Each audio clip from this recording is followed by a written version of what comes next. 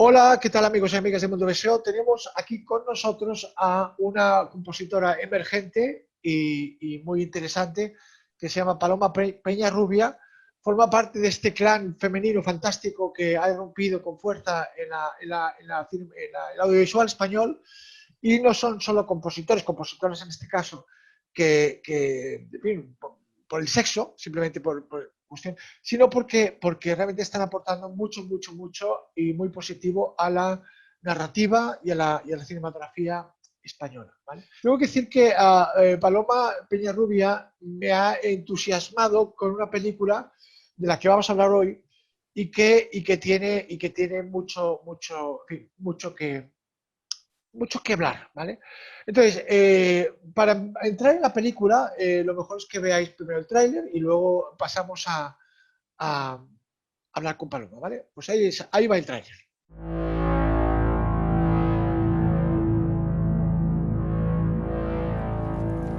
Es la primera vez que se sube al San Julián, vas a tener que hacerle la recorrida completa. Sí, capitán. Ambas máquinas media adelante. Yo me escapo del barco todas las veces que puedo para dormir con vos. Fico com saudade quando vos não estás. Fer, acá! And then, when he finished his master, he returned to Argentina. Y no nos hemos visto más. Hasta hoy. ¿Son hermanos? ¿Qué nos parecemos? Pareja no son. No, somos amantes. Cuando no estás en el barco, ¿te vas a caminar? Yo a vos te conozco muy poco, pero Melissa y mi familia. Hagamos una cosa, mira. Vos haces del primo, yo hago del novio, y va a estar todo bien.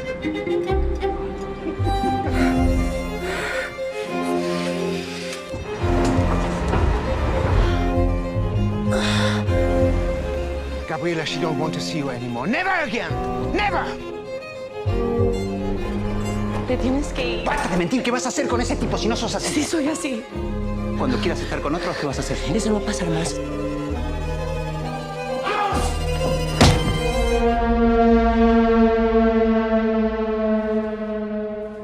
Los dos estabais enamorados de mí, ¿no? Yo no me enamoro de nadie, Gabriela. Paloma, ¿por qué Sangre necesitaba música? No tu música, sino música en general. ¿Por qué necesitaba música? Bueno, creo que en esta película en concreto, creo que bueno, suceden bastantes cosas en el desarrollo psicológico del personaje de Fernando, y de alguna manera tenía la sensación de que ese guión, que estaba un poco, o sea, por debajo del guión literario, había que contarlo también, ¿no? Y creo que la música en este caso hace ese papel, refleja esa evolución psicológica del personaje. Yo creo que tu música no está, digamos, no es una música que se pone en la película, que entra en la película para llenar espacios dramáticos o narrativos, sino que realmente creo que el casi total, no diría que el 100%, pero sí un buen porcentaje de la música surge de dentro del personaje hacia afuera. Es decir, es lo que proyecta el personaje hacia afuera, ¿vale? Entonces, sin hacer muchos spoilers, el personaje protagonista es un personaje tóxico, ¿vale? Es un personaje tóxico, no porque sea mala persona, no es Joker, pero es un personaje que involuntariamente desprende pestilencia, desprende toxicidad y que contamina a su alrededor. Entonces, hay dos niveles en tu música que me parecen una jugada de ajedrez fantástica, y por eso en cuanto vi la película pensé, Paloma tiene que estar aquí. Y es que hay una música exterior al personaje, es decir, la música que la luz, la endidez que el personaje proyecta. Luego vamos a ver una escena que es bestial, como por allá por donde pasa, su música le apesta. a pensar que su música genera mal rollo, genera y contamina, ensucia a otros personajes. Y luego está esa música electrónica, una música tóxica, una música desestructurada, una música deconstruida. Abstracta, sí. Abstracta, exacto, inconcreta, tal cual. Y después está la música interna, la música que está dentro del personaje, que es completamente opuesta, que es una música formada, uniformada, y es una música que expone, desnuda al personaje en su desolación, en su dolor, en su esto, ¿vale? Entonces, realmente este Jekyll y Hyde, esta dualidad del personaje, si le quitamos la música a la película, el personaje queda absolutamente desexplicado. Entonces, esta estrategia ajedrecística que habéis tenido tú y el director, ¿fue espontánea, fue instintiva, fue calculada? ¿Cómo lo planeasteis? Pues bueno, a mí me llegó la película bastante avanzada, con el montaje ya hecho sobre una música de referencia y tal, pero realmente la música que había de referencia era un indicador de cómo Juan, que es el director, o en qué momentos él sentía que necesitaba algo musical, quizás por ritmo o por algún tipo de energía. Mi labor ahí fue como traducir esa intención y también decidir de qué manera, o sea, estudiar un poco más allá de esos momentos musicales, como el arco dramático general del personaje y la evolución de este personaje, y cómo en esta negociación de momentos musicales y quizá cómo podíamos explicar esa película y hacer que esas emociones quedaran, como tú bien dices, eso pues explicado, ¿no? Perdón por la redundancia, pero entonces, bueno, me llega la película con este montaje, con la música de referencia, yo lo traduzco, desarrollo el arco dramático y decido también un poco que el estilo debe ser entre esa abstracción electrónica que comentaban, ¿no? Y también un carácter más clásico expresivo para mostrar esos momentos. De alguna manera, como el género es erótico, también consideré que la música debería elevarlo de alguna manera para no caer a lo mejor en un estilo, sino elevarlo con un estilo clásico, algo más con una elegancia, y también me podía aportar un cierto dramatismo, ¿no? Y mucha expresividad, el uso de las cuerdas desgarradas y grabadas muy cerca. Entonces, bueno, al final, entre los estilos, el arco dramático y la evolución de Fer, y con la relación con ambas mujeres y tal, esta música fue cogiendo esa estructura y esa fórmula para poder como resolverla en una catarsis hacia el final, ¿no? Es evidente que si queremos marcar territorios, es decir, esa música de lo que él proyecta, del aura, el aura en este caso tóxica que él genera, y después queremos explicar lo que pasa por dentro, evidentemente las músicas tienen que ser de colores distintos, porque si no, al espectador le resultará confuso. Hay cierta sinergia entre ambos tipos de música, hay como pequeñas similitudes que hacen que realmente no parezcan que son músicas completamente diferentes, sino que haya de alguna manera que se retroalimenten entre sí. Sí, eso fue todo un reto, como unificar, que no quedaran como si fueran dos películas a la hora de trabajar dos estilos tan opuestos, ¿no? Al final, pues, una manera de ligarlos, ¿no? Era a través, pues, de la armonía, jugar con armonías similares en ciertos momentos, o melodías, leitmotiv que impregnaban las partes más abstractas, o jugar con la instrumentación clásica procesándola para que parecieran sintetizadores. Entonces, de alguna manera se impactaban con la electrónica las cuerdas, y un poco jugar con esa transición entre estilos y eso, y llevar las cuerdas a lo electrónico y lo electrónico, las texturas electrónicas a las cuerdas y de alguna manera ligarlo así, ¿no? Muy bien, Paloma, vamos a ver una escena y la comentamos, ¿vale? Y la comentamos. Vamos a ver la escena tóxica.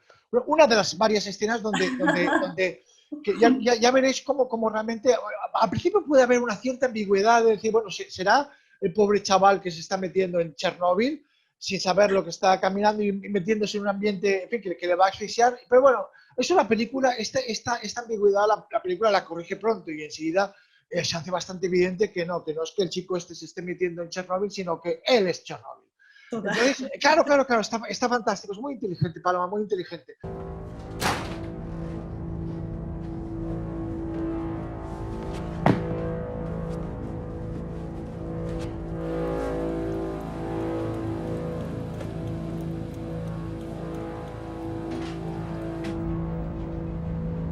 Máquina a babor muy despacio.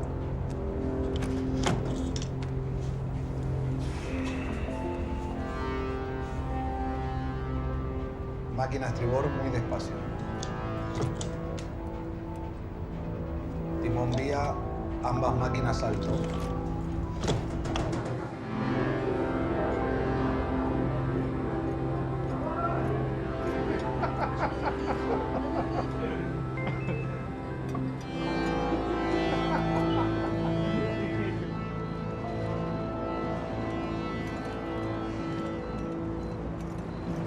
Puede haber alguna duda de que dé la sensación de que esta música así inquietante pueda estar avanzando a algo que le va a pasar, ¿vale? Pero ciertamente, insisto, cuando veáis la película veréis que esto no va de eso, va del aura que este chico genera y eso, ¿vale? Sí, es un poco acumulativo, ¿no? Es como que algo va a pasar, pero siempre te mantiene como ahí hasta el final, ¿no? Entonces, como... No, y además, de hecho, Paloma, es que sale esta música cuando está él. Cuando está, claro, cuando está él, quiero decir, cuando está, es él el que la trae. Entonces, cuando, en fin, es una manera muy, insisto, yo siempre hablo en términos de ajedrez, es una manera de que el espectador no disocie lo que es la música de, en este caso, un personaje, ¿vale? Entonces, está claro que aquí vuestra intención era generar este aura de que... denso, ¿no? Y esa densidad oscura que va arrastrando. Sí, y aparte que en la película va a peor, es decir, es un tóxico que se va cada vez más, que se va, en lugar de estar resolviendo, solucionando, se va enturbiando más. Y eso está muy bien porque de alguna manera piensas, además, insisto, para los que no habéis visto la película, no es un personaje malo, o sea, no es Joker, eso solo es un pobre desgraciado, es lo que es, o sea, claro, entonces... sin quererlo, porque él no quiere hacer daño a nadie, pero sin quererlo hace daño a los que lo rodean, ¿no? Está bien, eso está bien. Paloma, esta parte específica de lo que yo llamo la música Chernóbil, la música tóxica para este personaje, donde es una música deconstruida, es decir, o no construida, es una música no calculada, es una música como muy espontánea, atmosférica, exacto.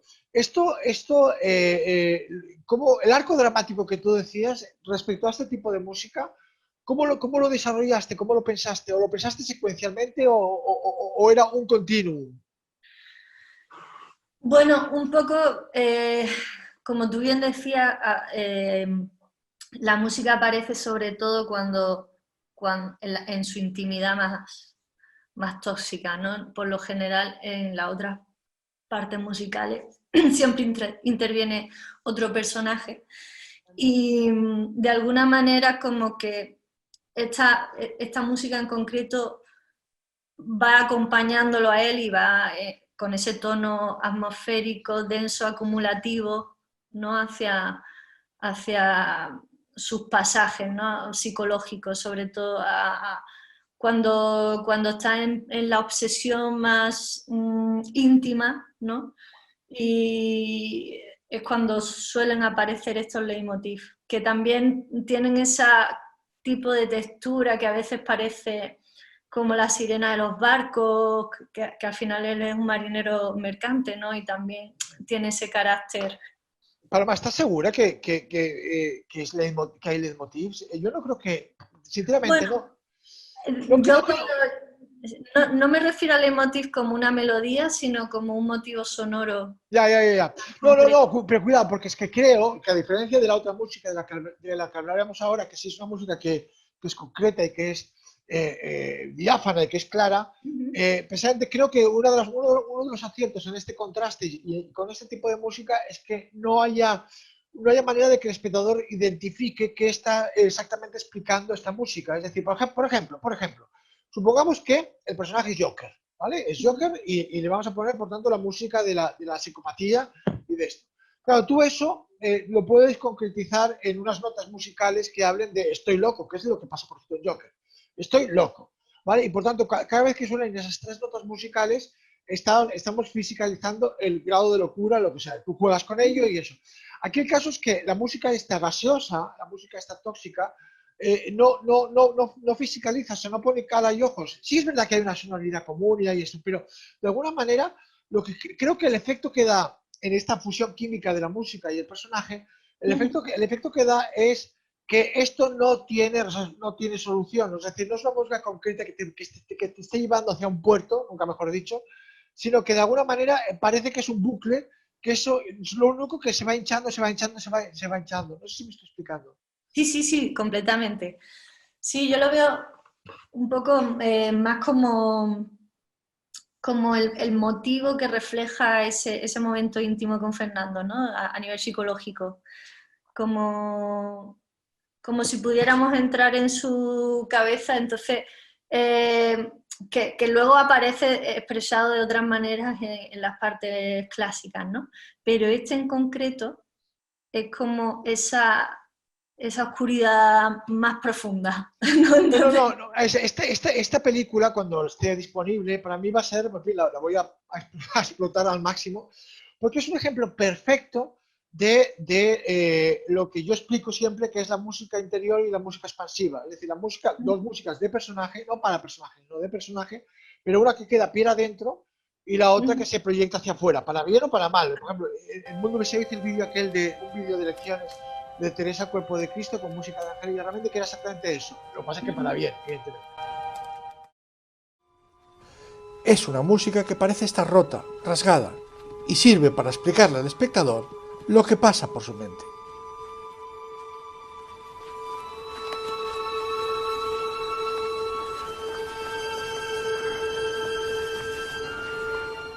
En este caso es perfecto porque, insisto, en música de piel adentro de lo que bulle en sus sentimientos, en sus fragilidades, en sus inseguridades, y la música, y por cierto, que de alguna manera él la conoce, es decir, soy así, y la música expansiva, la música de fuera, que él no la controla y que él se le escapa de las manos. Es genial eso, Paloma, porque se le escapa de las manos. O sea, él no quiere esa música a su alrededor, pero la tiene. Es brutal. En la película funciona de maravilla.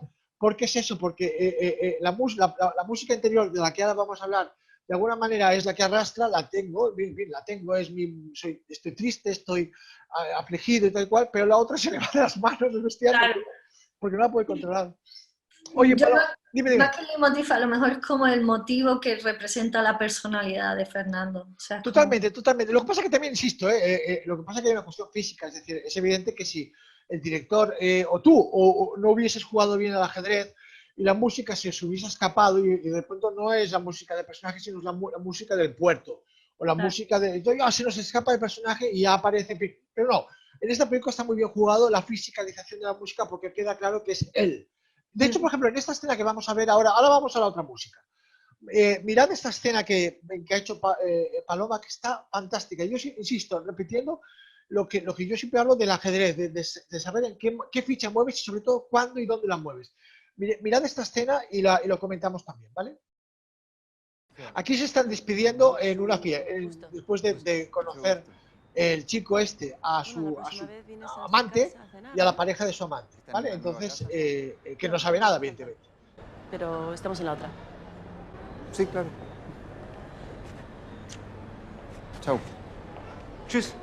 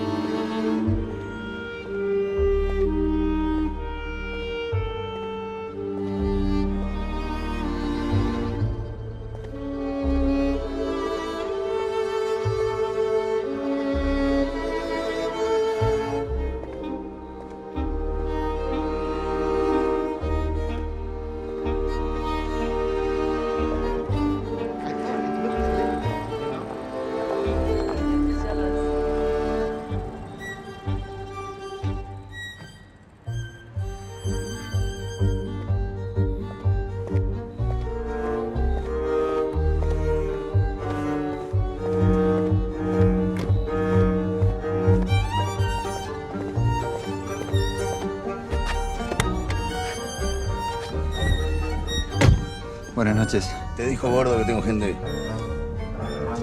Buenas noches. Dame un segundo, ahora te digo dónde vamos.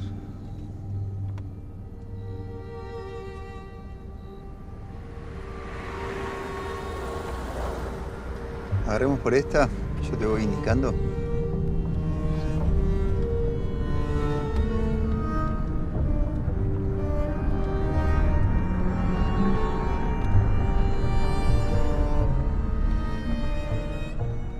Acá vamos a hablar en esta. Fijaros en lo que yo hablo de cómo se fisicaliza la música. Mirad aquí, la música en qué punto arranca para que quede claro que sale de su mirada, que sale de dentro de él. Mirad.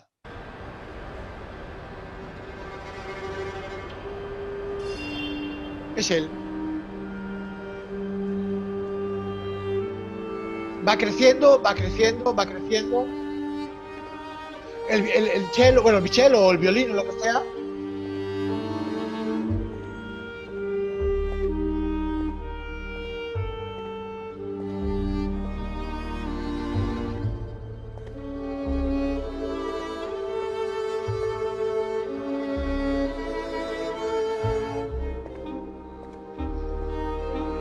La turbación.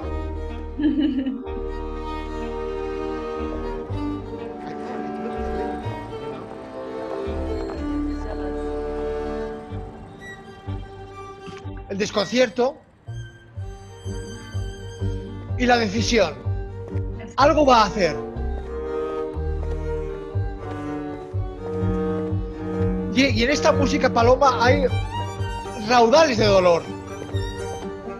Totalmente, súper desgarrado. Buenas noches. Te dijo Gordo que tengo gente. Oye, Paloma, esta escena está con una sincronización brutal en el sentido de cómo la música en fin, el momento en donde aparece y cómo se mueve la música y cómo, sobre todo, cómo mueve el personaje. Es bestial. Supongo que fue dificilillo hacerla. Fue complicada, la verdad es que fue la primera, como era bueno, la secuencia más larga en la que se había planteado música, pues aquí me centré un poco, bueno, en bloques emocionales y cómo de alguna manera poner estos puntos de anclaje para ir transmitiendo eso, como tú bien decías, ¿no? Qué va a hacer el desconcierto, la ansiedad, cuando ya empiezan los demonios a ganarle el territorio y ya decide hacer una acción, que es la primera vez que rompe ese personaje de contenerlo en el interior a decidir, o sea, a permitir a la enfermedad o a la obsesión ganarle el territorio, ¿no? Y entonces decide, bueno, pues eso, perseguir a esta persona. Es la primera vez que la persigue y de esta manera pues la música va ganando en velocidad, tiene momentos de frenada para crear cierto suspense, para crear en el espectador la duda de si lo va a hacer, no lo va a hacer. De alguna manera también acompaña rítmicamente al coche por esa persecución, ¿no? Y bueno, yo creo que al final lo conseguí, pero... Hay varios trucos, hay varios, esto lo digo a los que nos estén escuchando, hay varios truquitos, truquitos de saber colocar las piezas en su sitio.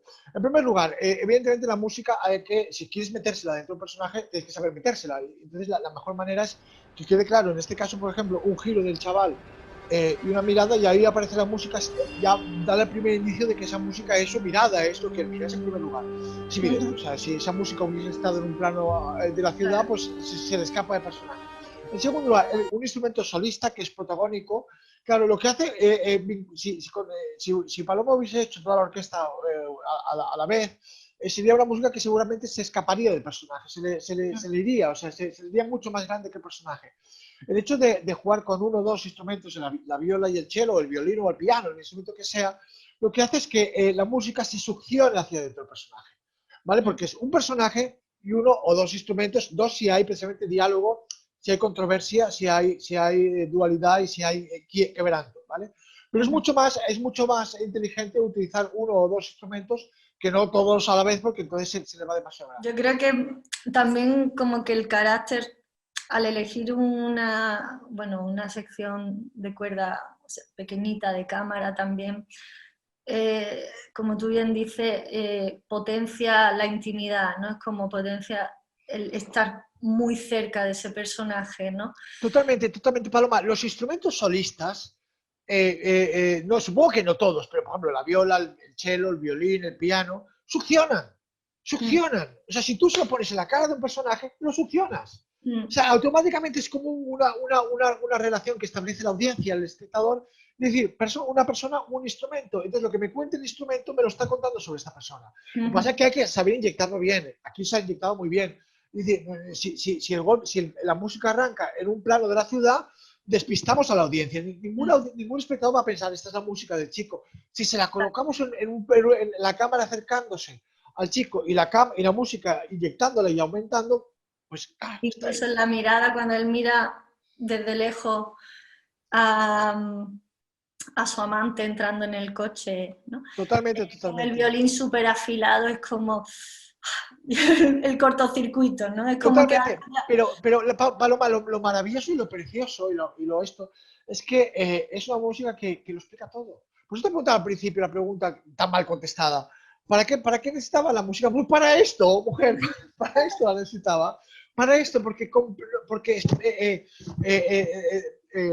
o sea, el actor como no sé qué actor es, fantástico y muy, muy guapo, pero este actor cuando debió ver la película debió pensar, ostras, me he dado cuenta ahora realmente cómo es mi personaje. Sí. Yo he ensayado el método Stanislavski, el método Strasberg, tal y cual, la interpretación, la creación del personaje, el vivir 5 meses como Robert De Niro, vivir 5 meses con los del muelle para hacer... Y después resulta que voy a ver la película y me doy cuenta que hay una chiquilla por ahí me ha hecho el personaje a mí. Es genial, es absolutamente genial. Completamente. Y de hecho, Paloma, querida amiga, fíjate como lo que te decías, es decir, el enorme contraste que hay entre ambos tipos de música, una música muy gaseosa, muy concreta, muy tóxica, muy dispersa, que no hay manera de agarrarla, y una música muy concreta, muy clara, muy metódica, más narrativa, ¿no? Más narrativa y absolutamente eso, es bestial, es bestial. Y de hecho, ya por último, háblame esto que yo decía, que yo percibo que hay conexiones entre ambos tipos de música, no sé si por instrumentación o por algún tipo de conexión que claramente parece que ambas músicas son el yin y el yang o el Jekyll y Hyde del personaje. De alguna manera sí que, bueno, pues o por carácter o por tipos de armonías muy tensas y que siguieran con ese tono un poco inestable, sobre todo a nivel armónico. Quería conservar como esa inestabilidad en ambas texturas, ¿sabes? Y eso de alguna manera ha hecho que todo tenga ese flujo un poco tóxico, dramático y a la vez pasional, ¿no? Y con cierta incertidumbre constante, ¿no? También integras los instrumentos orgánicos a la electrónica, ¿no? Pero para que de alguna manera esos instrumentos orgánicos en los momentos electrónicos se integraran bien y empacaran, había que procesarlos como si fueran instrumentos, como si fueran sintetizadores y también crearle ese espacio y esa densidad a pesar de ser cuerdas o una formación de cámara, pero llevarlo bueno, procesándolo con reverb o con ciertos tipos de delay o haciéndole layering de texturas sobre las cuerdas para que fundieran y de alguna manera ese mundo también impregnara el mundo